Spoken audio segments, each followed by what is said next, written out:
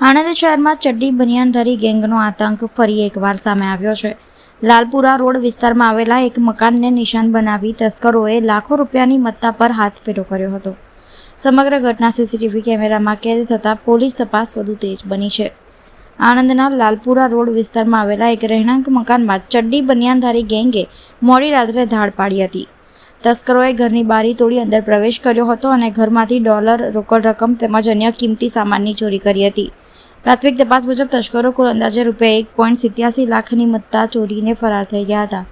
ઘટનાના સીસીટીવી ફૂટેજમાં કેટલાક શખ્સો હથિયાર સાથે આસપાસ હિલચાલ કરતા જોવા મળી રહ્યા છે, જેના કારણે સ્થાનિકોમાં ભયનો માહોલ ફેલાયો છે। ઘટનાની જાણ થતાં પોલીસ કાફલો સ્થળ પર પહોંચ્યો હતો અને તપાસ શરૂ કરી હતી। હાલ પોલીસ સીસીટીવી ફૂટેજના આધારે આરોપીઓની ઓળખ કરી તેમની શોધખોળમાં લાગી છે।